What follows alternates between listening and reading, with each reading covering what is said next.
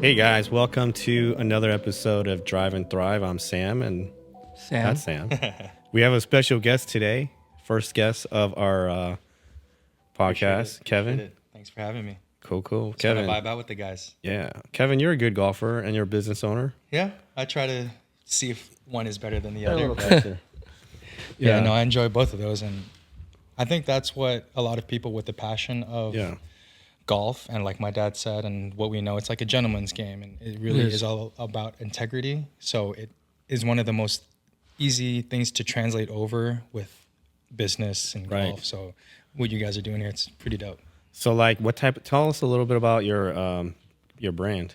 So I just launched on Black Friday, and it's been about a year and a half or two in the making. Okay. And it's something that I wanted to provide as much value as I can to my consumer, my clients, my audience. And I always love traveling.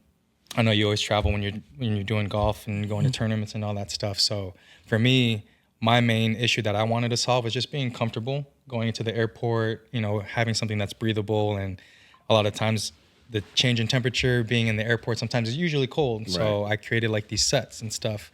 And I wanted to make it very comfy, loungy. You don't have to think about what you're gonna wear going to the airport. You don't have to stress, do I have this ready? Like, you have a set that's all set up, you're ready to go. Now you can worry about the important things, getting on time, getting boarded, checking in, and all that stuff. Good material too. Yeah. Is that what you're wearing right now? It is what I'm wearing. Nice, So I nice. wanted to make it kind of functional, put your passport away, your cell phone, have like little functional pieces. So you got a to little it. hoodie pocket and a pocket on top, so you don't lose stuff. Exactly. It's just for the passport Yeah. or the cell phone, all those good stuff. And the other layer behind it, though, where I'm giving a lot of value, was doing the giveaways. I Okay. really wanted to give away experiences with it. So as you are buying the merch and the apparel that you do like, and it's high quality and luxury, you are also getting entered into a chance to win a luxury giveaway, where I'm sending the winners to Hawaii. I'm sending them to Honolulu for 7 nights.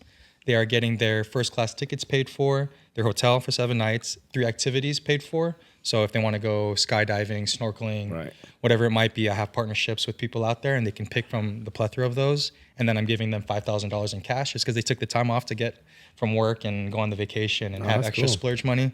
So a good amount of value. So That's crazy. Yeah. How often do you do the drawings, or you're so planning to this do? is the first one that launched. We went live last Black Friday, and this one will end on March 3rd. Okay. So So right like around every spring quarter? break. Yeah. Quarter-ish? And I want to ramp it up, of course. The more giveaways that I can do, I just know that I'm extending my mission out there, and I want to Right. give people experiences and Nice. just how travel impacted us and molded us and stuff like that. I really wanted to allow people to do that too. So who's your audience? Your customers? My audience, it's anybody who has the hopes and dreams to travel and check things off their bucket list that they haven't had the chance to do so. But also, the avid travelers. For the apparel, it is not on the fear of God, or if I can bring up other brands, but on that luxury Right. style where here's an easy way to put it. If you're buying organic produce versus not organic, Right. people can justify or say that I don't want to buy organic because I want to save the dollar. But then the people who buy the organic, the things that are good for them, they will say, I see the value not monetarily, but what it is that I'm putting into my body that allows me to operate better. So I'm willing to see the value in paying the extra dollar per whatever it is you get. So I'm a luxury brand. This is 100% organic cotton. It's heavyweight. It's no chemicals, mineral dyed. So that's my mission as well. How much is that? Hoodie goes for $222. Okay. This matching sweatpants set goes for $222, and then our heavy GSM t-shirts go for $111. Oh, nice. Yeah. It's not like super expensive. It's kind of mid-range. Exactly. It's what the cool. market kind of has for that type of Yeah. brand out there, but then you get the kicker of, hey, What's the name of the brand? Mile High Club. Mahalo Club. Okay. That's a good name. Appreciate it for having That's me cool. on there. Cool. Yeah. That's cool. It's Yeah. literally like last couple episodes ago, we were talking about the Pebble Beach, Yeah. right? It's literally that. It's like if you buy Kevin's merch, he's going to give you an experience. Obviously, what Sam did was for golfers, but it's that experience, that Pebble Beach. Sam was telling us, because I've never been to Pebble Beach, I'm very jealous. I'm very, very jealous that Sam's played multiple times. He went to Pebble Beach. You have to stay at the resort. It's like $1,300 a night. Unless you know someone at Pebble Beach to get it off like a tea time. Right. $1,300 a night, minimum 3 nights. It costs $400 or $500 to play.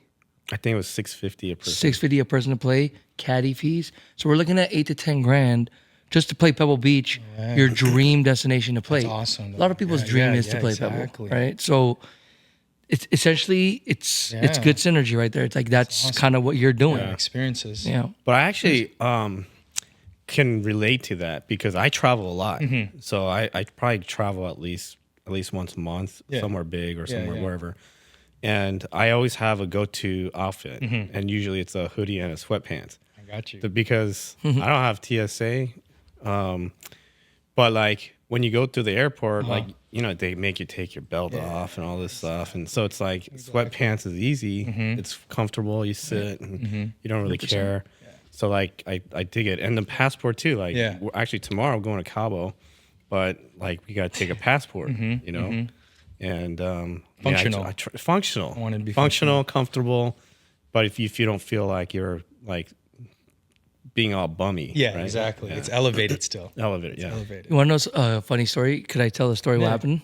At Whole Foods? Yeah. So we're just vibing. You know, me and Kevin, we have a good relationship. He's my boy, but at the same time, we talk about business all the time, every day, and we enjoy it. So we're having these good vibes, this good energy. We're energy guys, you know, good positive energy. Walk into Whole Foods. I want to get my drink, whatever. We came back out, and then in the line, this kid comes up to Kev. He's like, I really like that brand, right? And I tell Kev, I'm like, Kev, you know who that is? He's like, no, who's that? That's Gilbert Arenas' son. Oh yeah, His mom and his name is Elijah. Came up to Kevin and said, I really like that brand. Where'd you get it? Well, he knew about the brand? No, he didn't. Oh, he just followed you. It didn't even launch at that time yet. Yeah. It was before Black Friday. Yeah, Elijah's like 6'9". It's 6'6". crazy. Yeah. It's crazy. And but it was a testament to the brand, the logo, how he's wearing it. Yeah. And, you know, he's a cool kid. He's young, he's hip. Yeah. And he's right away, he was like, dude, what is that? Exactly. That's when you just give it out to him for free. Yeah. And that's what he's doing. Maybe Gilbert Arenas will wear. We'll see. His wifey. But it's crazy because actually, like how he said, the energy was high. And as I replay everything going up into that moment, like we were just on a high on our vibes. As we were walking through, I didn't know who this kid was, to be honest. He didn't even know. I didn't know. He was in line. I'm replaying it all in my head. His mom was checking out there right there. It was Costco. I mean, Whole Foods in Porter Ranch. Yeah. So, you know, at least being hoopers and anything, like if we're always practicing our swing or we're practicing our shot, you can see it in him. What he was doing, he was just like doing like jab steps, doing like fadeaway stuff. And I was just like, I didn't know who he was. He was gonna put up a shot, like an air basketball shot. And I went, trying to contest a shot. So it caught his attention. He was like, oh, who is this guy? What is he doing? And we just left. I had no idea who that was. And then he told me. And then we were checking out, like you said, and mom came up, he came up, and I was dumbfounded. Like it was surreal. I was like, what brand are you wearing? I was like, what brand am I wearing? But I'm like always wearing my stuff. Oh, well, hey, you it's gotta my wear brand. your brand. Yeah. It was cool. It was surreal. I think that's a really good lesson. Like for me, a good reminder and a good lesson is, you know, if you're just smiling and you have a good vibe about you, and that's always the opening for a conversation with a stranger. You know, like imagine if we were down and like our face was like and you didn't do the thing and be playful. That never would have happened. People You know what I mean? associate things with that, just like No, how brands 100%. associate with feelings. So it was already kind of on his vibes. I was like, oh, that's dope. Yeah, it wasn't a especially negative especially thing. out in public. Yeah. Whether people know who you are or not, you're selling your brand and yourself, right? So like if you have a RBF, like, you know, wrestling bitch face, then no one's gonna want to approach you, and they're like, who is this guy? Right. But if you're out and about and you're like being positive and your energy and your vibe is good, then people are gonna say, they're gonna notice you. That's how, you know, like I'll go clubbing. Yeah. Because everyone knows I love going to clubs.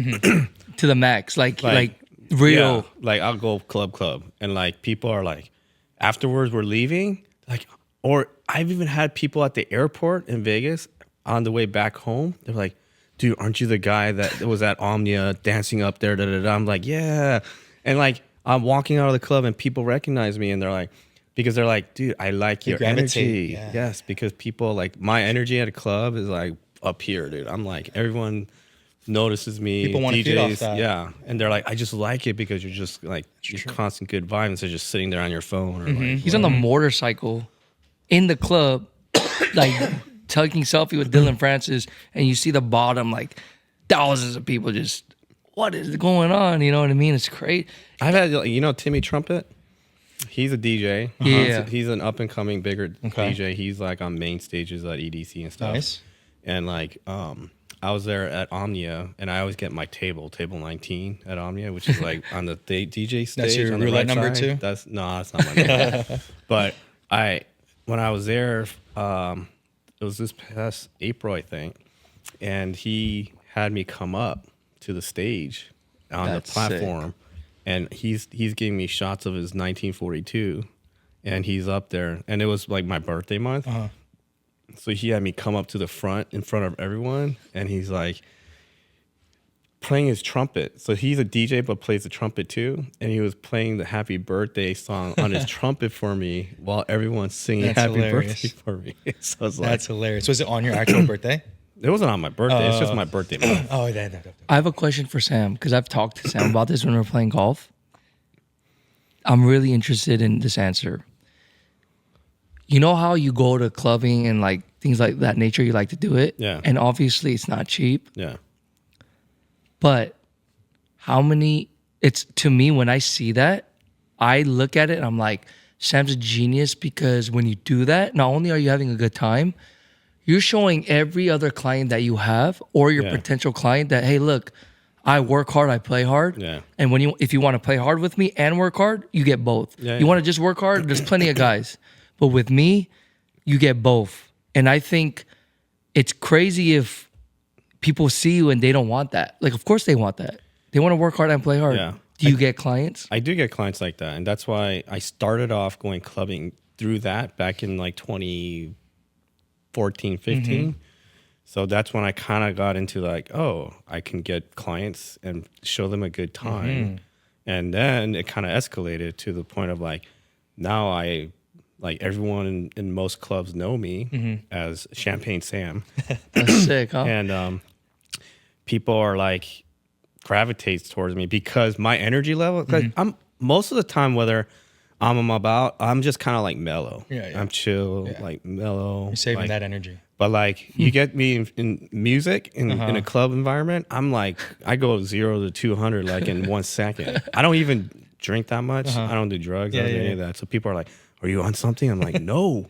But like people, that's how I get clients, and I build closer relationship to a lot of people because, dude, this is a guy who's genuine, likes to have fun, likes to, because a lot of my clients are super rich. They got private jets and stuff, and like for them, part of it is like they can afford to do things, but they don't have the energy and the vibe that I have. So it's kind of like if I bring them together in that environment, and I can bring the DJs and do this and do that, and it's a cool thing. You're cultivating the experience for them. Exactly like you're doing. Exactly. Yeah. I'm seeing that. Yeah. So I'm more about Sam's getting to know me more through this year, but I'm more about the journey, Yes. like the journey and the process of experiencing, instead of like people say like, oh, I'm going to play when I make money. It's like, no, you got to kind of enjoy life in the process and do it with the people you want to do it with. So right now, I do it with people I work with and people I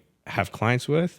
Those are my tribe or my cultured people. You know but you're what so I'm saying? selective with that because you understand what energy you want around yourself. That the reality, the infrastructure you're creating is the ones that play into who and what allows you to be the best you. Yeah. So that's what's dope. That's really cool. And what's the difference is a lot of people can afford what I'm doing, like that I'm around, but people don't know how to do it because they don't have the energy. Or some people don't want to spend the money. They want to experience it, but they're cheap and they don't want to spend the money. Right. So you're like the master class on clubbing. I am.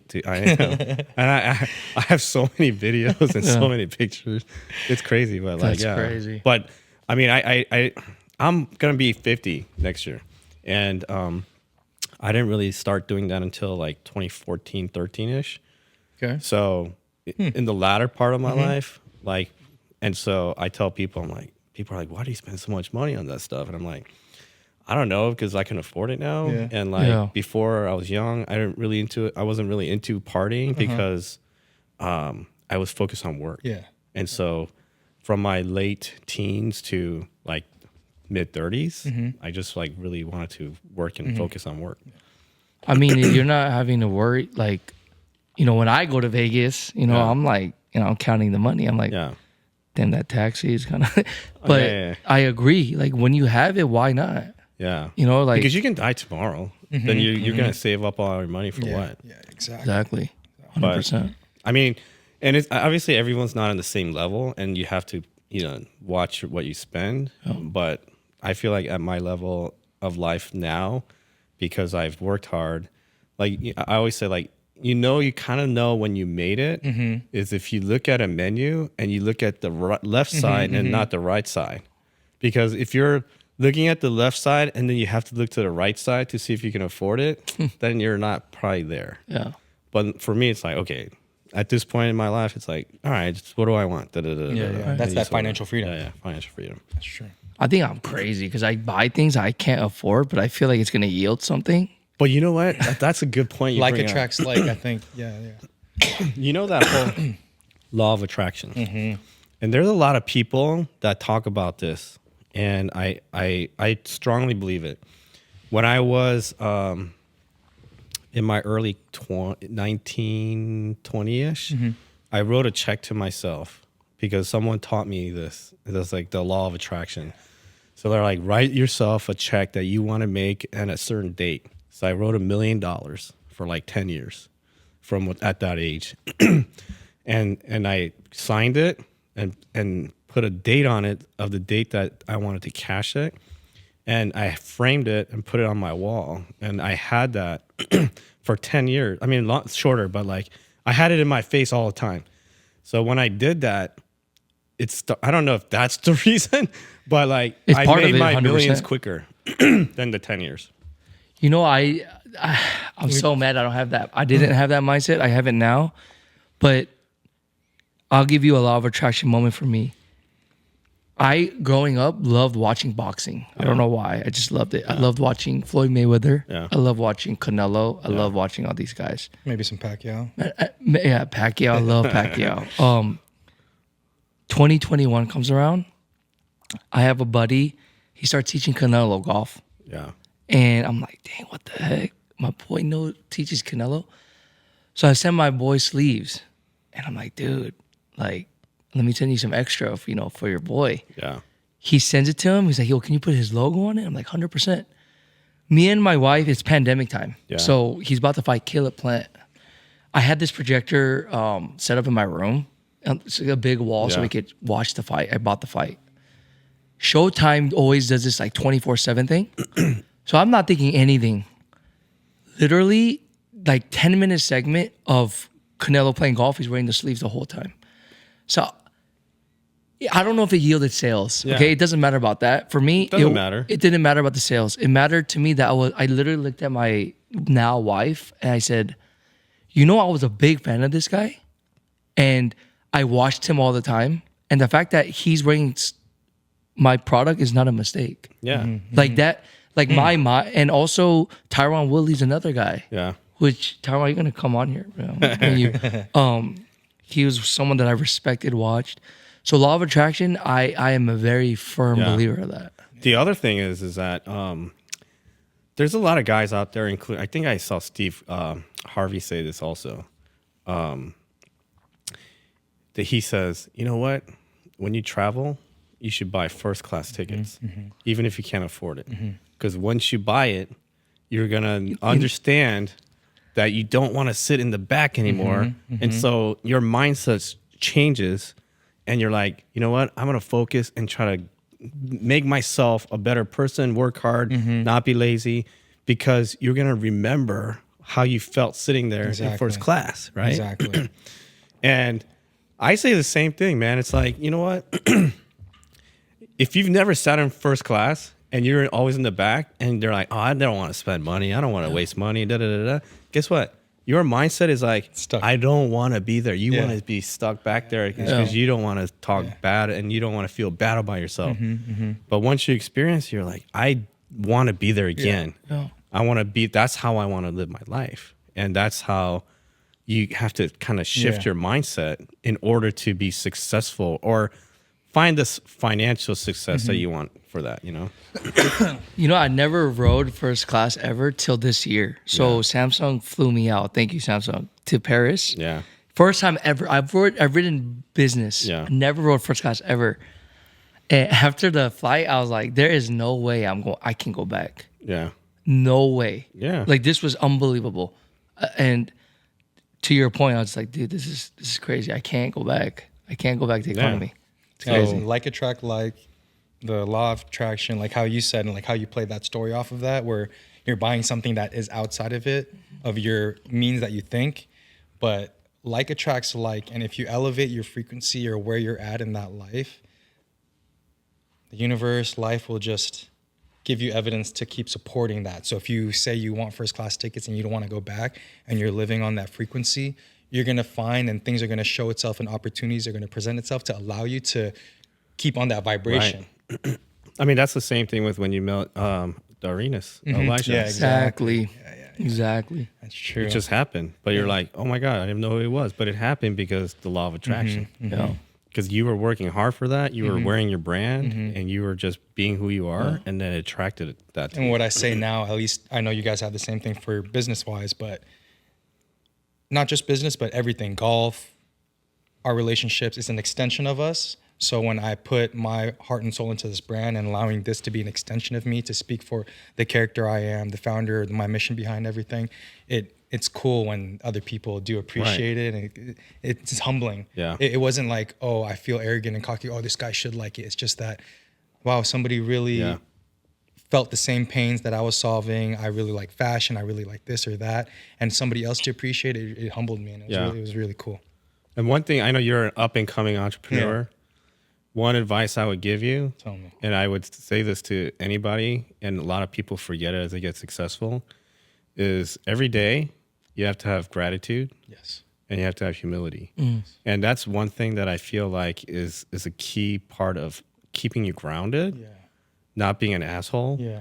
And then how, you remember before the segment, we were talking about like customer service and taking care of people and not being arrogant and all that. And we talked about some golf brands who were being assholes and stuff, but you know who you are. But I would say, I think this goes for golf life and business life.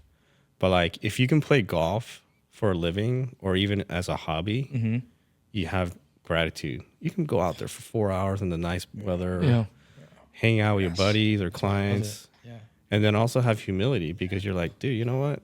Everybody's the same. On the course, especially on the course, you got handicaps. You're not better than somebody else, especially playing handicaps. The humility part in golf comes from everyone's gonna suck at one point. Exactly. Even if you're tired. Yeah, we Woods. talked about how you were getting at the point you had the shanks, right? So and it humbled bad. you. It was so bad. It taught me life. Yeah. It honestly taught me life. Perseverance, all that. Yeah. And so for me, growing up in the business world, I've been an entrepreneur for like 30 years. And during that time, I've seen a lot of my colleagues or people I knew that became successful, and they're assholes, and they're not Like thankful. they changed up. They changed, and like, Okay, real quick question. Is that true though? Because what I've seen and have, money kind of just amplifies who you are. So like if you were maybe an asshole already, you were just an asshole without money, and now you're just an asshole with money. That can or be you were a a case. good and giving person, and now that you have money, you're even more giving because you have more to give. Like they were being fake in the beginning when they didn't have money. Like what's your perspective on that with all the different types of people That's that a good you've come point. across? I think it's like half and half. Okay. I think some people turn assholes after they have money, and they feel like they're God. Because there's once you get a certain level of money, you have this God complex. Yeah. And like, because I'm new money, I didn't grow up with money. I was kind of like that in the beginning, not as an asshole, but I felt like, dang, I have a lot of money. You got something you never had. So I'm like, you know what? At a certain point of my life, when I reached a certain level of financial success, I was out there like shopping every day. And I was like went to a Ferrari dealer and bought a Ferrari. That's what's up. And I went and bought whatever cars I wanted for like a long period of time. Just 'cause you could. Because I could. Yeah. Didn't make me happy fully forever. Yeah. It made then you it's happy for a couple weeks? For like a month, 2 months, couple months, maybe a year. I don't know.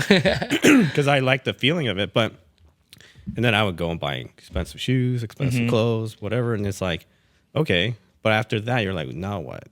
right? So like I realized, so there was a segment of my part of my life where I was like, I can get whatever I want. So that made me happy. But at a certain point I was like, okay, it's not about that anymore. So then the shift came where then it was becoming more of like, you know what?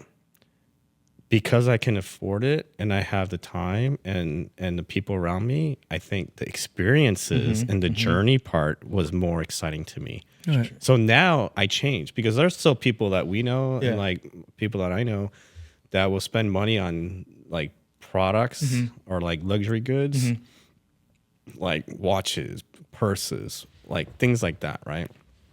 But then they won't spend money on little things. Because I have friends who will buy like $50,000, $100,000 stuff, but then they won't send their kids to private school because they say it's That's too crazy. expensive. It's cheap. I mean, or they were like, oh yeah, we're not gonna buy first class, or oh I'm gonna cram like 10 people into one hotel room. I'm like, why?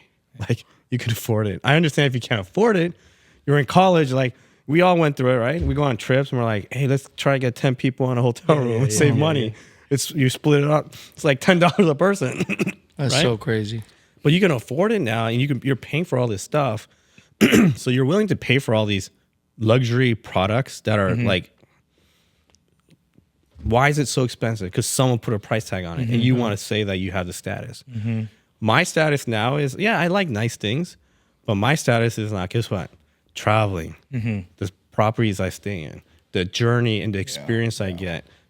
I mean, I had SoFi for 3 years since they opened. I've had Staples Center, now Crypto Arena since 2012. I had a suite there. I mean, like for me, those kind of journeys and that experience is much better that I spend it on. But you have nothing to show. Well, when I die, I got nothing to show anyways. Right. But at least in the memories I Yes. have Yes. and the people that been around me, I can show that experience, and I can die and say, on my deathbed, I'm like, damn, remember the time we did this? Remember the time I did this? Remember the time I did this? It's not like, man, you know the bag I have? Yeah. You know the car I got? You know, Bury me in my Lambo or something like that. Yeah. Let me ask you a question, Sam. 'Cause Oh, I yeah. was- But yeah. see, it's so important to me. I actually have a tattoo here that says humility and gratitude. Nice. Oh, I didn't know that you had Yeah, that tattoo. to remember that. Nice. So, yeah. I appreciate that. Yeah. That's amazing. Sam, I have a question for you because I was thinking about this the other day. You know, a couple weeks ago, I went to see Butch, and he was giving me lessons. You know, he's pretty much on the end of, he's Yeah. like almost retired, right? Yeah. And I always ask myself, I don't ask him, I'm like, dang, I wonder why Butch keeps teaching. I was asking myself when I was younger because I've known Butch for 10 years now. Yeah. But now when I see him, I understand it. I understand why he teaches because he doesn't need the money, Yeah. right? And I guess my question is, and I'm going through that journey for me because I'm 33. I'm going through the journey on my own. And my journey is that, okay, I'm understanding now that money really isn't that important. It's just what you're doing to make that money a lot of the times, right? Right. For me. And when I look at Butch, I'm like, wow, I'm so blessed like Butch is blessed. Because no matter how much money I ever make, I'll still teach because Right. I enjoy that. Yeah. And I happen to make money doing that. Yeah. So I'm a very blessed individual. Yeah. For you, you make a lot of money, right? And you're very good at it. You've done it for a long time. But I think you're also blessed because I think you genuinely enjoy what you do. Is Yeah. this true? Yeah, so like I said, I've been an entrepreneur since I was like a 12-year-old old. But I've been in the business entrepreneur world for like 30 years. And I enjoy what I do. And no matter how much money I make, because as an entrepreneur, I'm sure you guys will experience or have experienced, you go through up and downs. And I think I said this in a previous episode, but I've made millions of dollars. I've lost millions of dollars. But money doesn't define me. Exactly. It's the journey, and what gets me up every day to do the stuff that I do is because I know I can do it. Yeah. I'm blessed that I have the knowledge and the drive to do it. Because some people don't have that. Yeah. You know, and for me, if I can create something, and I've had like 10 different types of businesses in all industries, and for the most part, most of them are successful, like 8 or 9 figure incomes a year. And so for me, it's not about do I have enough money to retire now? It's like, I will always, even my wife says, like, even if you're 80, 90, if you can physically and mentally do something, you'll always do it, because I get so bored, you know? And so, yeah, to answer the question, I think it's not about the money. And I tell this to people, or people around me, or people who are entrepreneurs, or my wife, is like, once I ever wake up on a weekend or on Friday and think, oh yeah, thank God it's Friday, or like, damn, I wish I didn't have to go back to work on Monday, that's when I don't have the love anymore. So I always say, like, so when people that we used to hang out on the weekend, they're like, oh my gosh, tomorrow's Monday, I gotta go back to work. In my head, I'm like, bro, I never want to be like those that. are the weekend warriors. Yeah, because I never had that mentality of like, oh my God, it's Monday, I don't want to go back to work. I love Mondays. For me, I work 24/7. So every day I love. Right. So some days I enjoy more because I get to do some fun stuff.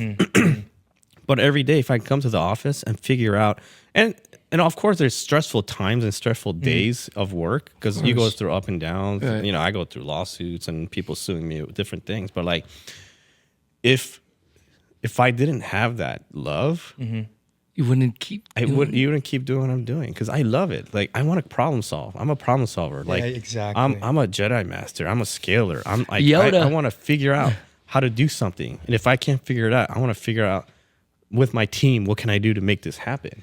And that's exciting to me. And most of my businesses, I started with nothing, and it came with an idea and then grew it. And for me, I get excited because I'm like, man, my history of starting a business with nothing, came nothing. Like, no one gave me anything, no money. It just started with an idea, grew it. All the guys around me right now, seeing us grow the business from an idea in my head, and went from 0 to like $100 million in a year. And that's crazy. Crazy. So if I did it 3 times, 4 times, guess what? I can do it 10 times. Yeah, exactly. So it's Rinse just and repeat, like you always tell me. rinse and repeat. Yeah, exactly. And like the losing and Scalability. making of millions, it doesn't define who you are, because whether in what position you are, you can fabricate it, you can create it again. You have the infrastructure, and from all the failures and successes, you know that, okay, into this formula that I've gone through my failures and experiences, I can plug in this to get X result. And as long as you learn from your failures, because if you don't learn and you keep doing the repeat on the failures, then you're never going to succeed. A failure is only a failure if it's not a lesson that you can learn Exactly. from. Yeah. And sometimes it's an expensive lesson. You know, you were saying off camera, I'm not going to say numbers or anything like that, but because you're in the advertisement business, right? Yeah. You were saying something about a certain amount of money, right? Which is a lot more money than I handle with my business. And when I heard that, what you were saying, I was like, dang, Sam figured out how to advertise a high ticket sell where 1 or 2 leads is it. It's all we need. But my thing, by my product, I need thousands of tickets, ticket sales.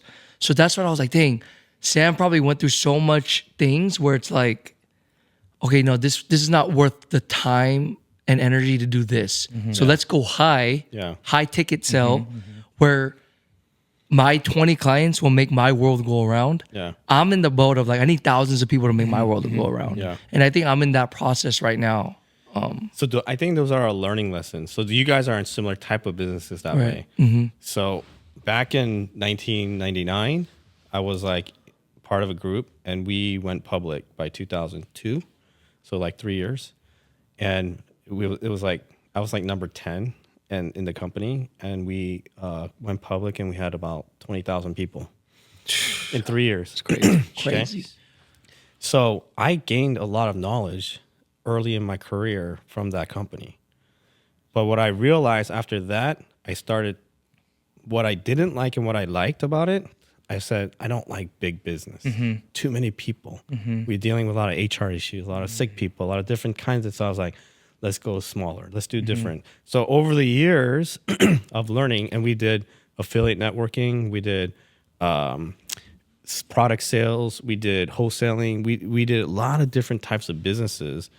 And so over the years, in the first 20 years, what I learned was I don't want to deal with too many employees as an owner.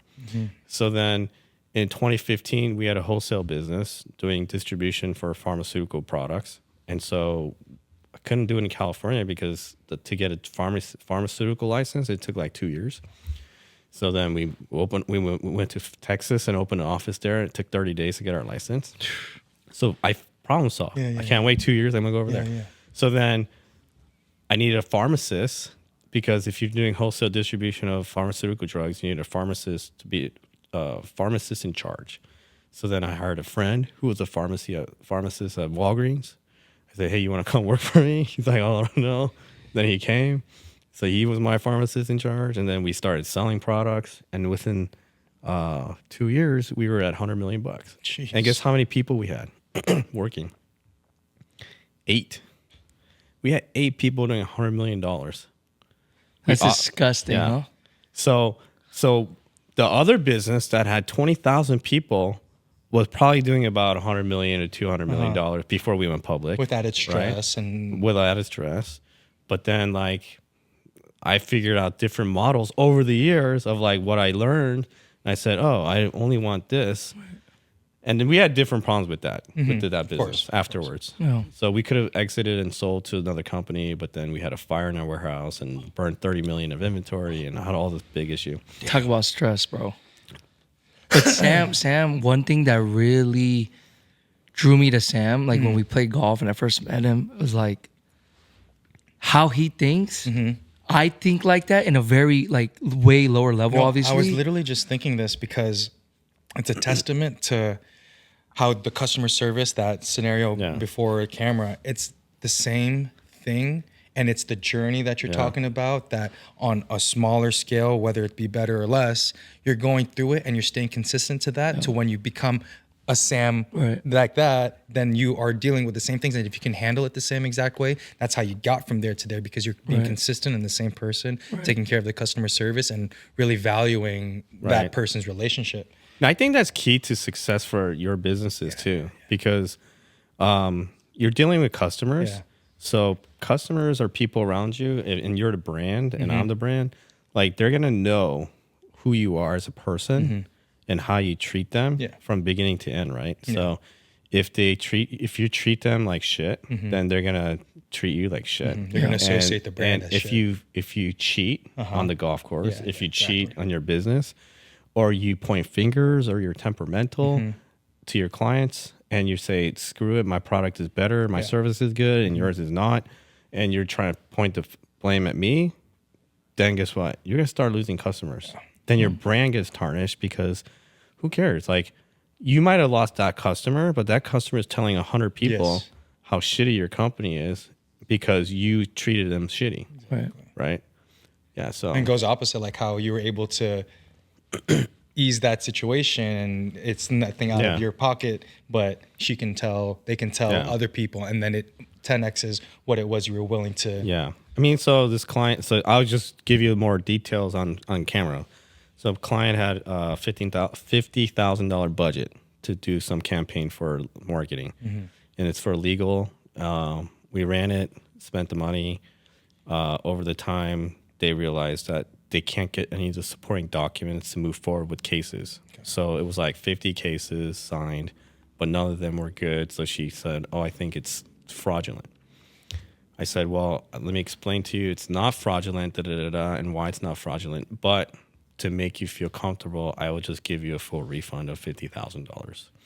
So in that situation, I probably lost $80,000 because I spent $30,000 to $35,000 to get that business ran, and obviously my profit margin somewhere between 15,000 ish. But I ate that and a full refund because I want to maintain. If I don't want her to think that I ever defrauded her. Yeah, that's my client. So it's like, okay, I'll give you a refund of the 50 grand, even though it's lost to me and more loss. But to maintain that relationship. And to say like, no, I had no intention to ever do that. You've known me for over 5 years of doing this. I've never done it. And she said, yeah, I've never felt that way, but I appreciate that. And so for me, even though I lost money, I feel like I gained that much more respect. But also given like, I think she probably spent in the last 5 years, probably like 25 million with me. So Okay. so 50,000 is not a big amount, but overall in the grand scheme, Yeah. to lose a client to say like F you, it's your fault.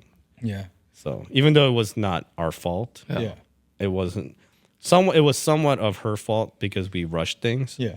But I said it's okay. Reflecting on that, seeing that, I think all the successes we go through, Yeah. just dissecting and seeing it from an outside perspective, and after you gave the backstory of what she's actually spent as a lifetime client, we go through the successes to be able to have that reserve to take care of these situations, these hiccups that arise. Right. And that's cool that you're able to allocate that and know what it means to be able to do that for them. Right. So even if she spent no more money with me, I'm okay because I can sleep good at night without saying I've ever screwed a client. Yeah. I mean, my biggest refund was 500,000. Jeez. This was like 2 years ago. And this guy said, here's 500 to get some cases for mesothelioma, which is like big cases. Each case is about $100,000, like what it would cost. But the law firms will make somewhere between $500,000 to $1 million. You know what's crazy is I had a lot smaller experience, but similar. Is when I first opened the shop, there was a person that ordered sleeves, and they didn't understand what priority mail and all this is. Like priority mail and all that, it's like 2 days once it's out of the warehouse, not literally 2 days. Yeah. And so she didn't understand that. And so I got a nasty email saying, hey, like my thing says it's going to be here in 4 days. I'm like, yeah, it's going to leave the warehouse in 2 days and it'll arrive in 2 days. And she's like, I'm literally a member at 4 country clubs. Like, you don't know this, right? Person's in Vegas. I'm a member at 4 country clubs. I'm going to make sure that your product never gets into any of the clubs. I'm very well known in the golf industry, giving me all this hard time. Yeah. Of course, I'm new to this. I was like riled up, like, what the heck? So I was like, I'm sorry, I'll send you an overnight ship. I lost all my profit. Yeah. It was like, whatever. Yeah. But the person did order 12 sleeves. Yeah. It's a big order for me, right? Especially back then. So I was like, you know what? If this person, let's call this person's bluff. If she is really at 4 country clubs and all this, all right, what's 12 sleeves to me, right? I am losing my profit, but we'll send it. 24 sleeves, 12 that you sent Yeah, out. so technically 24 sleeves. Yeah. And so she gets it overnight, and she's like, sends me email back. She got it, right? She's like, I didn't expect you to do this. I'm really grateful. Matter of fact, the other box came sooner than I anticipated. She bought 100 pairs after. Because I was like, look, I'll understand where you're coming from, even though I don't want to. Yeah. And I'm not saying that it needs to be that way all the time, but it was a good lesson for me early on. Yeah. That if you're just kind, for the most part, unless there's people that take advantage of you, it goes a long way. If you're just a human being, you're a business owner, this is your business, you got to think about numbers, you got to think about analytics, but it kills me, like golf brands that we talk about, where provide balls for a good player that's a junior golfer, that's your son. Yeah. That goes a long way. And what is that 2 boxes of balls for your company? It's nothing. Yeah. But this kid that's high potential, that could be a really good golfer, you couldn't give 2 boxes of golf balls? Look, I mean, whatever. It's not my company, so it's easy for me to say.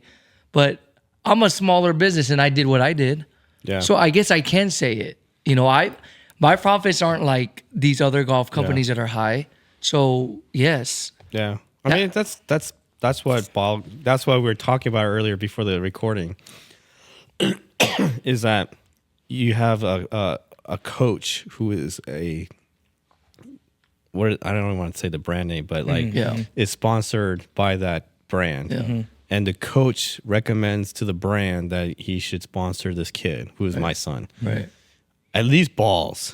Right. So if you were to sponsor him balls, what is it? Like you give him 1 box of ball a month. Right. So it's 12 boxes of balls, let's say. Right. So with $60 a box these days, let's say their cost is probably like $25 or $20 times 12 box. What is that? $240. $200. I mean, $200 to say like, hey, I'm sponsored by this company. Right. And I told you, I think the company's going to go down, right? And Yeah. this is why I say it. Nothing to do with the money, nothing to do with the marketing, none of that. It's the forefront of the people. If I'm hearing a lot of people saying, oh, I don't want to deal with them.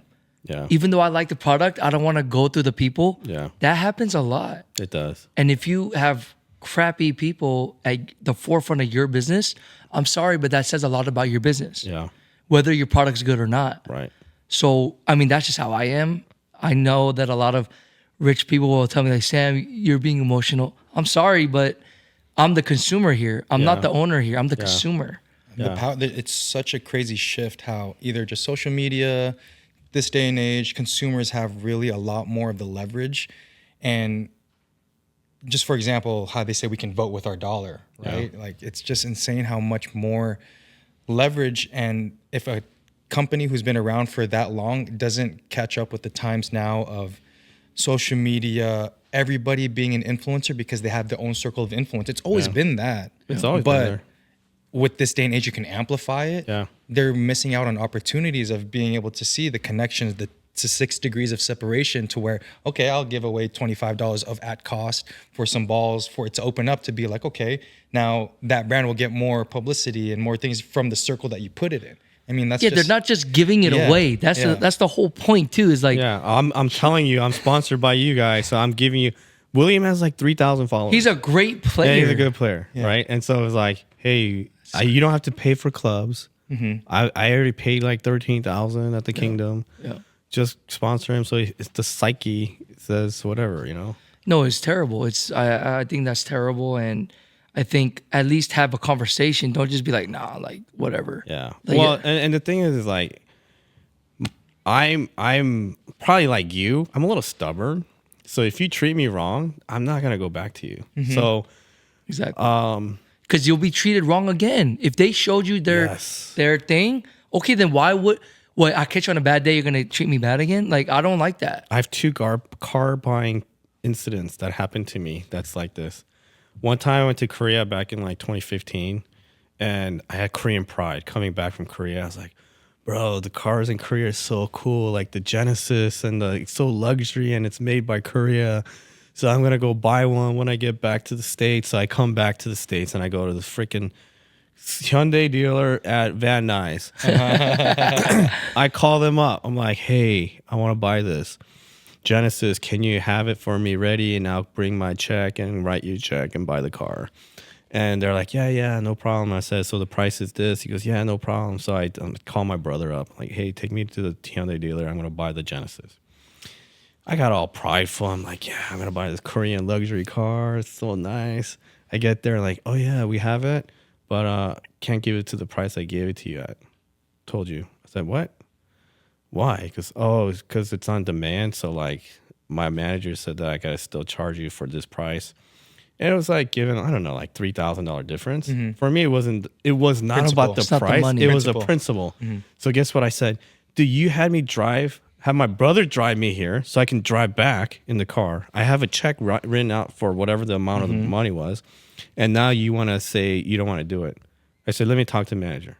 So I talked to the manager. Sorry, I can't do it. Da, da, da. I'm like, bro, this is the first or second year that the Genesis came out. You're trying to sell to the luxury clients. Who are me? I buy Ferraris, Mercedes, whatever, right? But now you're treating me like I'm a Hyundai client, bait and switch. Guess what? People like me are never going to buy this car. In fact, I'm never going to buy a car from you ever again. And guess what? I'm not some chump who's walking down Van Nuys Street trying to buy a $15,000 Hyundai. I wrote an email to the Hyundai executive management all the way up, and it got passed around by everybody that, oh, we're so sorry if we did that. And I said, I wrote this 2-page email about like, you will never succeed in this market because you treat the clientele that you're trying to sell to shitty. And did it all. I just listed all this shit. I said, this is a learning experience for you guys. You lost a client that I could have maybe bought a car from every 3, 4, 5 years, whatever. Well, your sons. And recommend to other families. Yeah, and other people. And guess what? I now talk shit about your company because you treated me so badly, and I've never bought a Hyundai or Genesis ever again. Yeah. And every time, even recently, all the new ones that are coming out, people are saying how great it is. I'm like, guess what? I'll never buy it because, and I tell the people my experience, and they're like, oh yeah, you're right. They're still Hyundai. So then people don't buy it. Another time was I went to go buy the Ferrari. I was dressed up in shorts and a t-shirt, and I looked like shit, like whatever. And then there was a dealer, like a sales guy, and he tried to like tell me like, what are you doing here? Like, you shouldn't be here. I was like, I just came to look at a car. I don't know, like, oh, I don't. You can't touch it. You can't go in the car. I was like, bro, okay. Yeah. So then I went to another guy, and he goes, oh yeah, what do you need? Let me do it. And he was like being super friendly. Yeah. And actually, I think I bought the car just to spite the other guy. I maybe had not even had intention to buy the car. Actually, I did, but that guy turned me off so much of how he treated me that when the other guy was being really nice, I said, okay, you know what? You get the commission, not this guy. Yeah. So I said, oh, let me test drive it. He goes, okay, let's go test drive. So we went to test drive. And I was like, oh, I like this car. So then I said, okay, how fast can you get the car ready? He goes, oh, really? I was like, yeah. So then I was like, here. And he ran my credit, put a down payment, and drove off with it. Peace. In my shorts and t-shirt. Yeah. We're literally the same because this actually happened to me with a golf course. I'm not going to name the course, local. Okay. I was 18 and I was in the restaurant eating with my mom. At this course, I've had my club stolen before. Okay. So I put it in the inside because I was afraid. I was 18. So the manager inside was like, hey, you need to, like in a rude way, he's like, you need to put that bag outside. And I explained to him, I was like, you know, I've actually had my Scotty Cameron stolen before and I don't feel comfortable. He's like, it doesn't matter. It's the rules. So I put it outside eventually. I come back in and he said something, but I didn't even hear it, right? And then my mom, I was eating breakfast with my mom. My mom was like, why would you say that to my son? And I didn't hear it. Yeah. And I was like, what did he say? So I go up to him. I was like, excuse me, sir, what did you say? And he's like, not acknowledging me. Then he looks at my mom and he's like, you need to learn how to raise your son. Oh, wow. I lost it. Like I went crazy, right? But my mom held me back. And then my dad got hold of this. So at this time I had no leverage. I'm 18. I don't know anything, right? I'm just a golfer.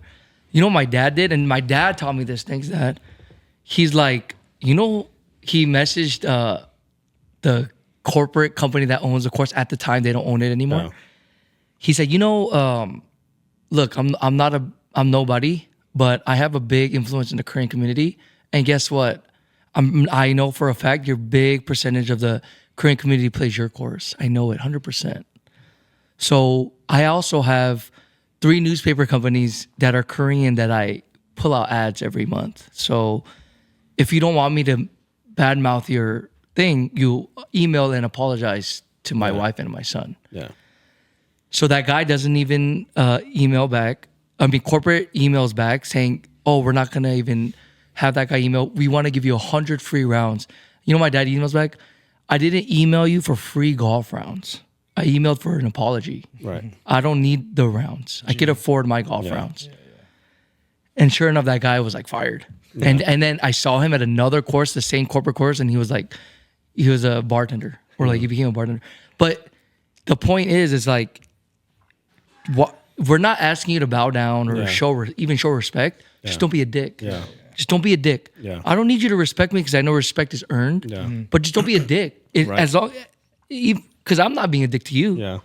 So that's the moral of the story. And I think it is a little, we could call it stubborn, but it's just being a human. Like, why are you acting like that? Yeah. So. What was that topic we were talking about right before we started recording about like the people in positions in those companies and like they're treating it like as if it's theirs or what? What were we talking I was about? saying that's right.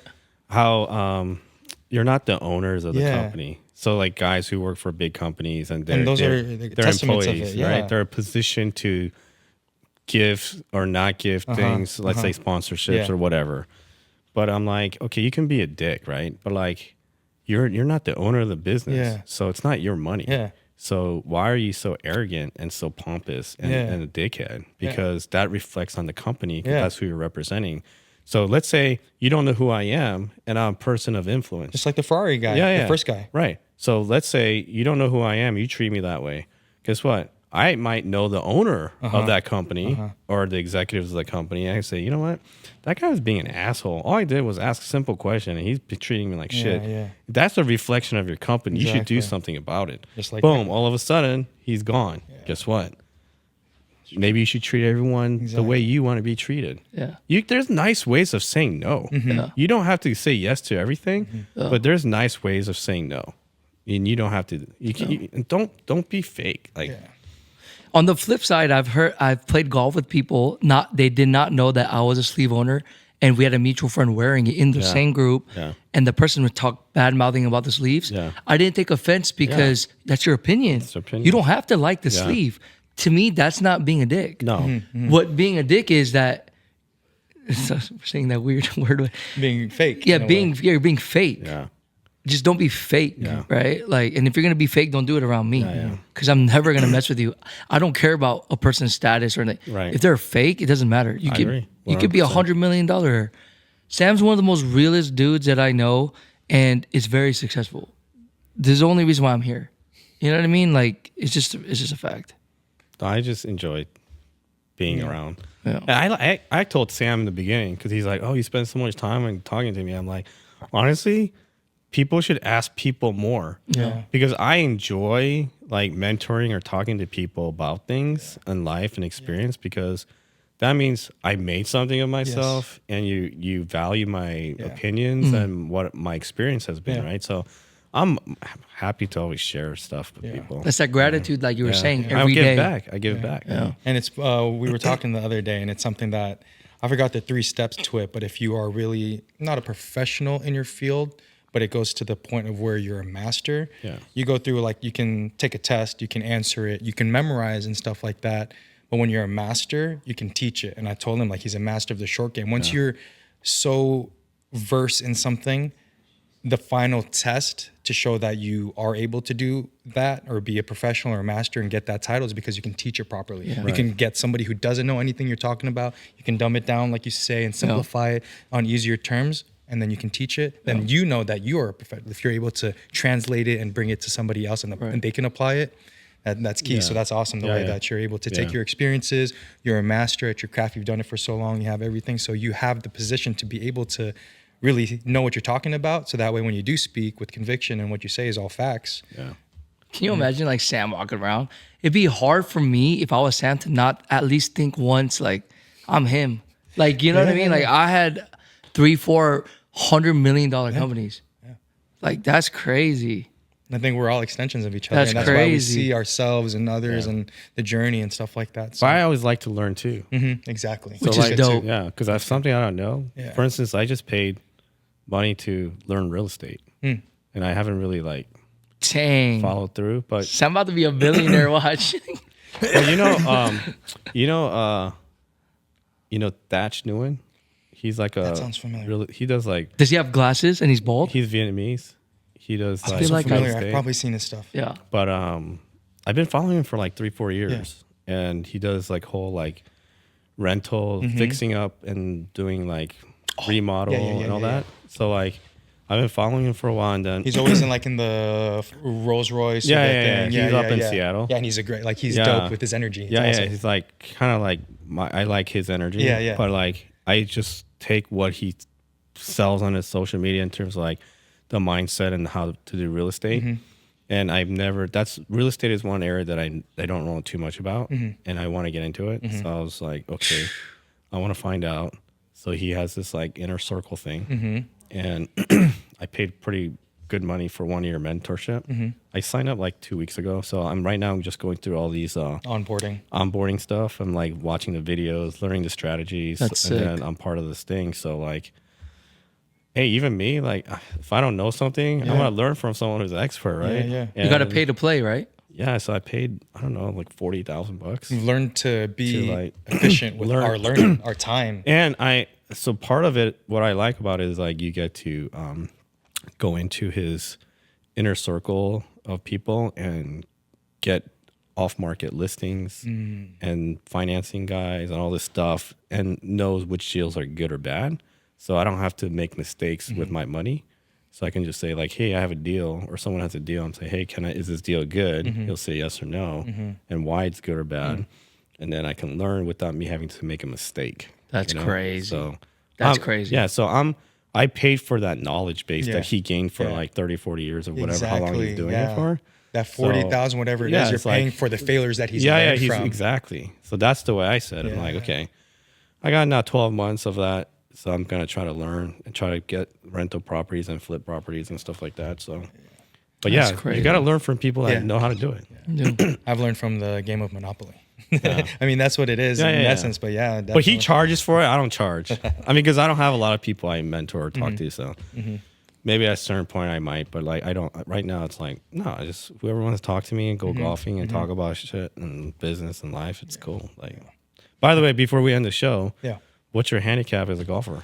I was hovering around, to be honest, probably like a 12 to 15. It's good though. On when I was like playing consistently, and now I'm probably like a 20 something. Nah, he swung yesterday. I was like, it's pretty good. So. Okay. Hey, I haven't played in like years. Yeah, I'm a 10. I'm like a 9 point some handicap. Nice. So I'm like the dangerous handicap. He's a dangerous. Yeah. You got to give him shots. You want him on the member member. Yeah. He's sketch. I don't gamble. Yeah, because my lowest I shot was 71 at Rustic. See? But I can also shoot like 95. Yeah.